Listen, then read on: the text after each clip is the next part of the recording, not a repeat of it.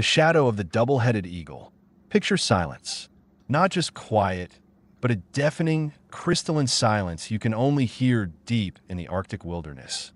Snow glittering under the weak sun of a short winter day. Forest locked in an icy grip. This is Finland in the late 1930s. A country that had won its freedom from a fallen empire just 2 decades earlier. It was young, it was proud, and it wanted only one thing: to live in peace. But just beyond its eastern border, a new giant was stirring. Red, fearsome, hungry, with appetites inherited from the czars themselves.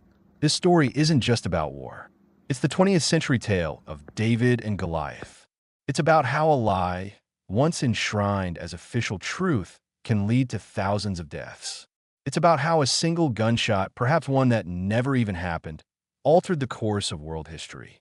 This is the story of the Winter War, and together, we'll walk its path, from the first ominous warnings to the bitter peace that was merely an intermission before an even greater tragedy.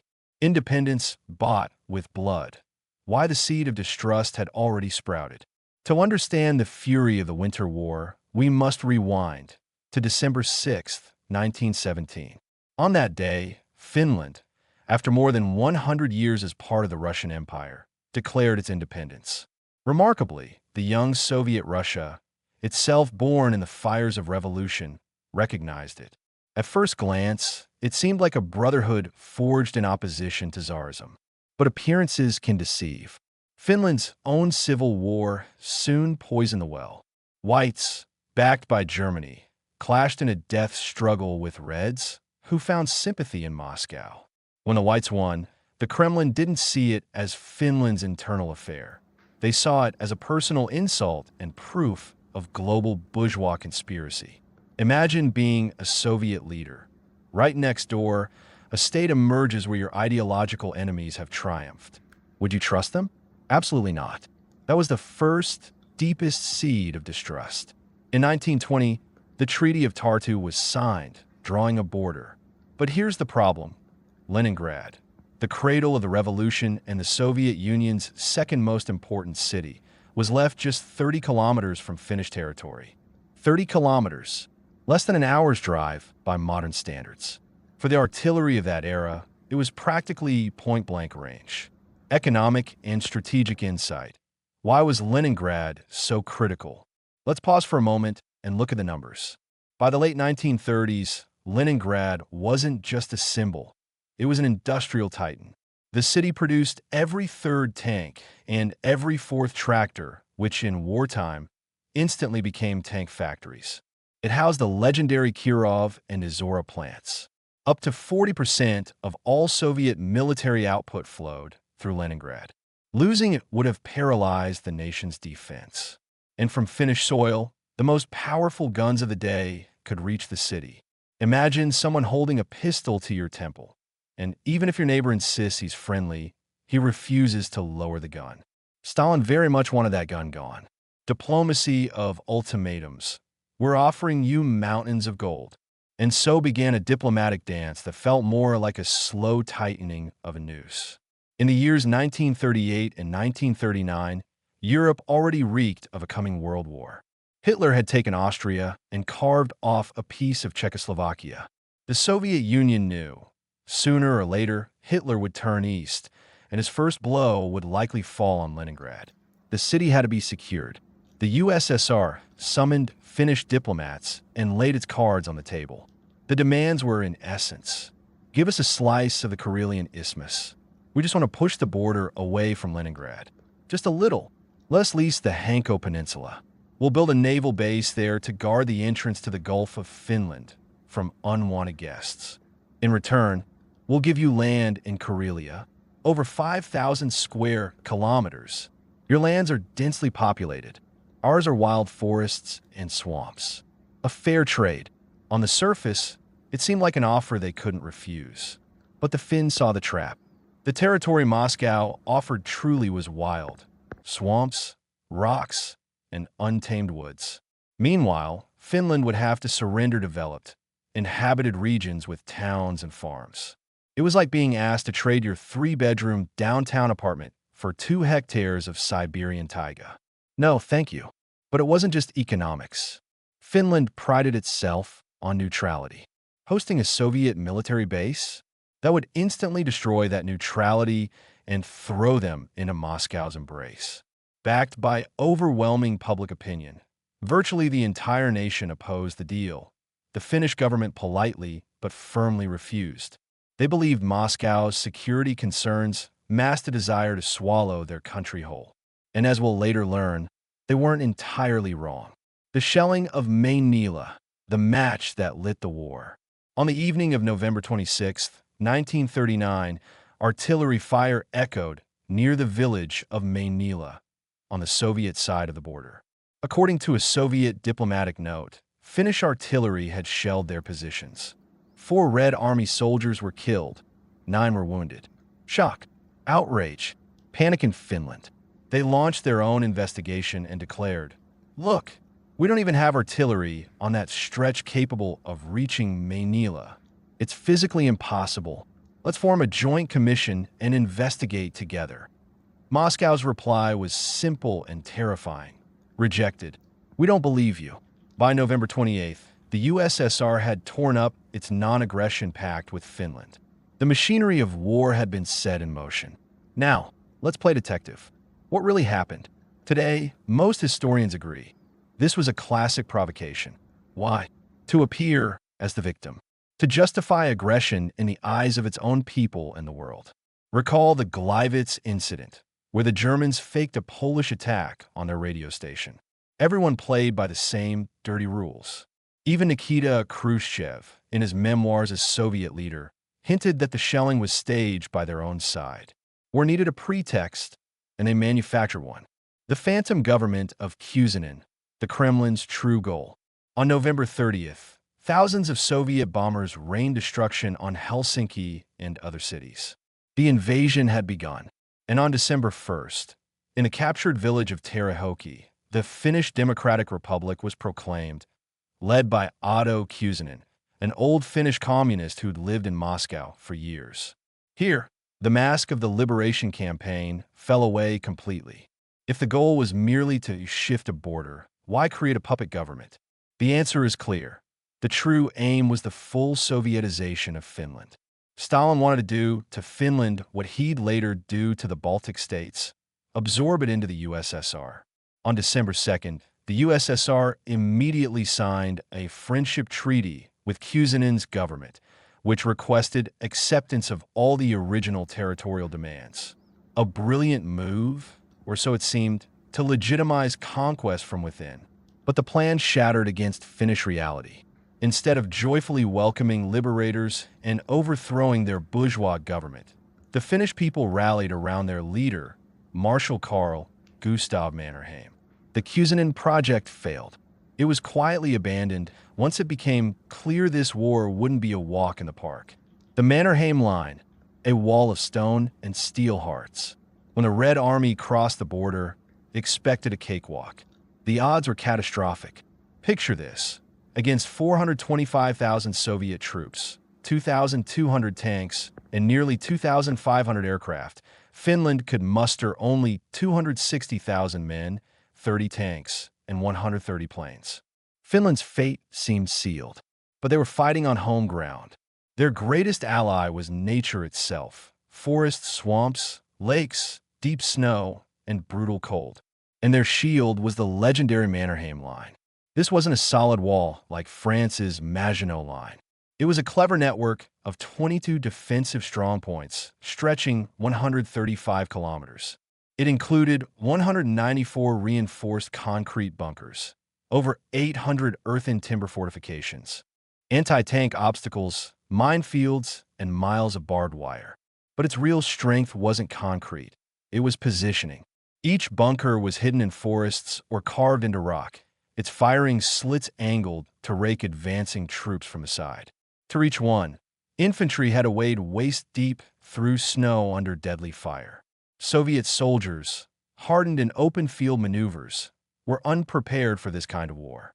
They died by the thousands, froze in their summer-weight greatcoats. Yes, command inexplicably assumed the war would end before winter, and burned in tanks set ablaze by Molotov cocktails.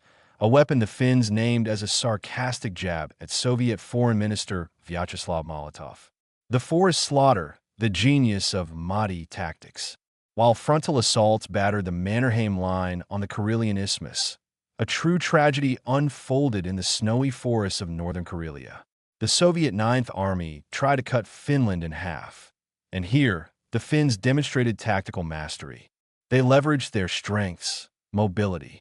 Ski troops in white camouflage emerged from the woods like ghosts, struck with lightning speed, and vanished. Their signature tactic was the Mahdi, a Finnish word meaning log pile or firewood stack. Imagine a long Soviet column, tanks, trucks, artillery, infantry, stretched for kilometers along a narrow forest road. Finnish forces blew up bridges ahead and behind, felled trees to block the path. The column stopped. Then hell began.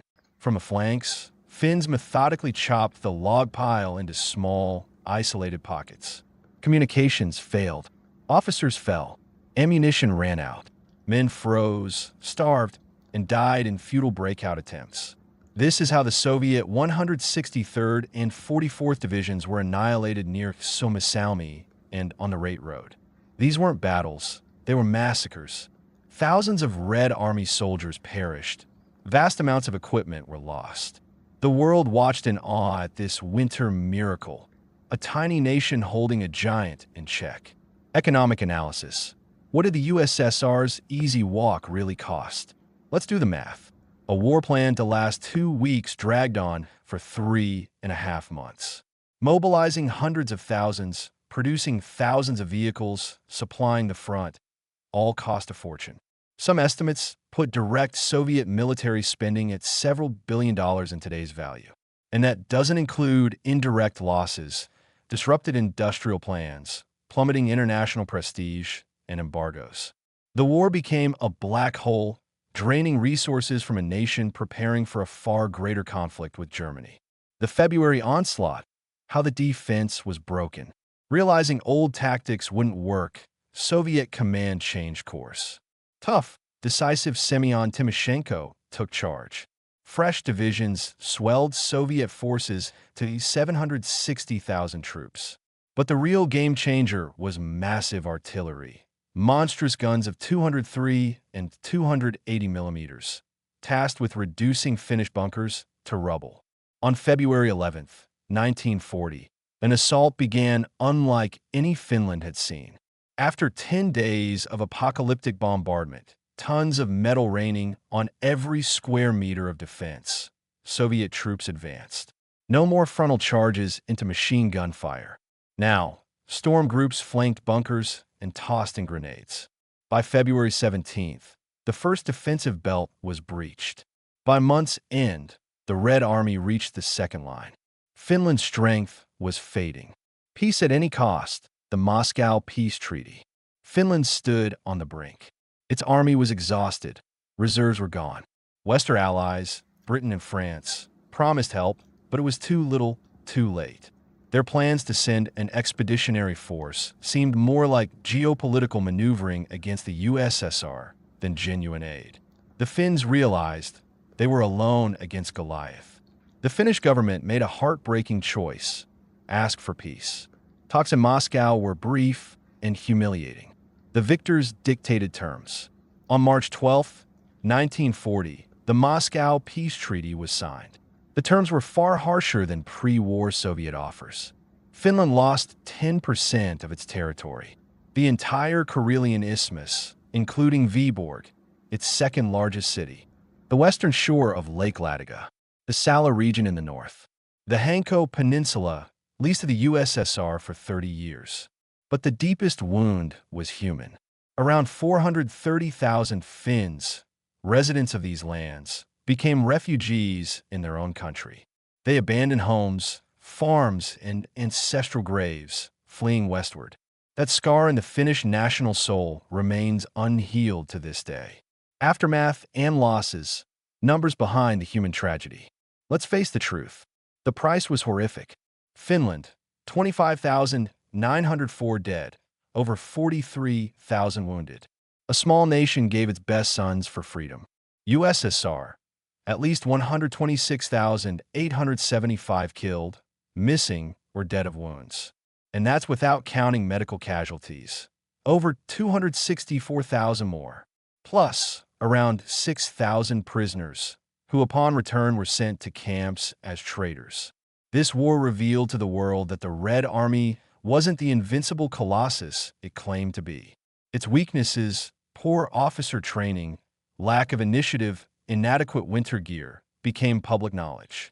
Adolf Hitler, watching closely, drew his own conclusions. He saw weakness, and that undoubtedly helped push him toward his fateful decision to invade the USSR in 1941. For Finland, this war birthed the Continuation War. A sense of injustice and a thirst to reclaim lost lands would drive it into Nazi Germany's arms for a renewed fight against the Soviets. The circle closed. Epilogue: Lessons of the Winter War. The Winter War is an eternal lesson. It teaches that might isn't always right, that courage and love of country can work miracles, that lies and provocations lead to thousands of needless deaths. It's a story of how honor can be preserved even in defeat. Finland lost land, but kept its sovereignty. It never became the 16th Soviet Republic. This war unfolded in the shadow of a global conflict. Yet its echoes still sound today, whenever a great power decides it has the right to dictate terms to a smaller one. As the saying goes, history teaches nothing, but it always sends the bill. And this war's bill was paid in blood. And so ends our journey through the darkest winter in the history of two nations. I hope it made you think. History isn't black and white. It's 1,000 shades of gray, where each side carries its own truth and its own guilt. What do you think? Did Stalin have any other options? Should Finland have accepted Soviet terms from the start to avoid war? Could Western powers have truly saved Finland? Share your thoughts in the comments. Let's spark a smart, lively discussion. And if you found this compelling, if you learned something new, please subscribe, like, and share this with friends. Many more untold chapters of history await. I promise, it'll be just as gripping. See you next time.